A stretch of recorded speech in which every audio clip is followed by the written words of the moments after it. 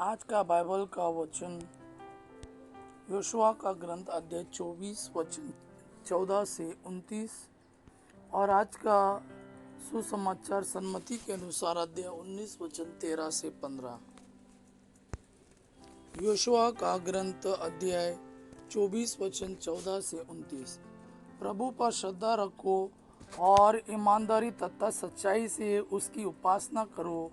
उन देवताओं का बहिष्कार करो जिनकी उपासना तुम्हारे पूर्वज फरात नदी के उस पार और मिस्र में किया करते थे। तुम प्रभु की उपासना करो। यदि तुम ईश्वर की उपासना नहीं करना चाहते तो आज ही तय कर लो कि तुम किसकी उपासना करना चाहते हो। उन देवताओं की जिनकी उपासना तुम्हारे पूर्वज नदी के उस पार करते थे, अथवा अमोरियों के देवताओं की जिनके देश में तुम रहते हो। मैं और मेरा परिवार हम सब प्रभु की उपासना करना चाहते हैं। लोगों ने उत्तर दिया, प्रभु को छोड़कर अन्य देवताओं की उपासना करने का विचार हमसे कोसों दूर है। हमारे प्रभु ईश्वर ने हमें और हमारे पूर्वजों को दास्ता के घर से मिस्र देश से निकाल लिया है। उसी ने हमारे सामने महान चमत्कार दिखाए हैं। हम बहुत लंबा रास्ता तय कर चुके हैं, बहुत से राष्ट्रों से होकर यहाँ तक आए हैं और सर्वत्र उसी ने हमारी रक्षा की है। हम भी प्रभु की उपासना करना चाहते हैं क्योंकि वही हमारा ईश्वर है। तब योशुआ ने लोगों से कहा, तुम प्रभु की उपासना नहीं कर सकोगे क्योंकि वह पवित्र ईश्वर है, असहनशील ईश्वर है। वह तुम्हारे अपराध और पाप नहीं क्षमा करेगा। यदि प्रभु को त्याग कर अन्य देवताओं की उपासना करोगे तो यद्यपि वह तुम्हारी भलाई करता रहा, फिर भी वह तुम्हारी बुराई करेगा और तुम्हें नष्ट कर देगा।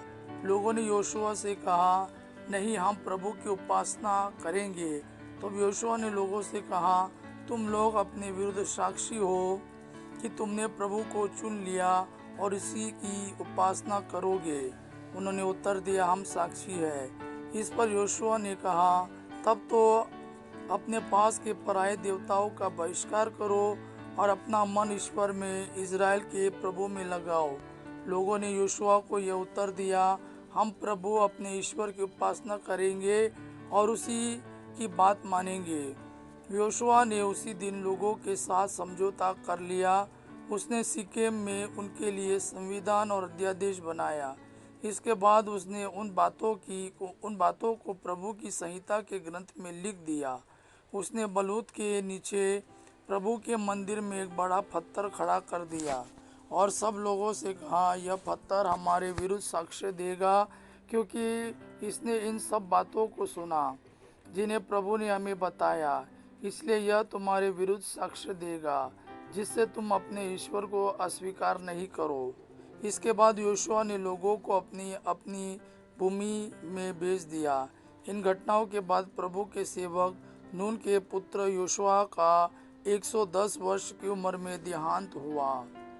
आज का सुसमाचार सन्मति के अनुसार अध्याय 19 वचन 13 से 15।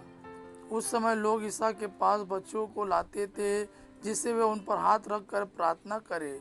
शिष्य लोगों को डांटते थे, परंतु ईसा ने कहा, बच्चों को आने दो और उन्हें मेरे पास आने से मत रोको, क्योंकि स्वर्ग का राज्य उन जैसे लोगों का है। और वह बच्चों पर हाथ रखकर वहां से चले गए। यह प्रभु का वाणी है। प्रभु को धन्यवाद। आबा पिता की महिमा और पुत्र यीशु का प्रेम आप पर सदा सर्वदा बना रहे। आमीन।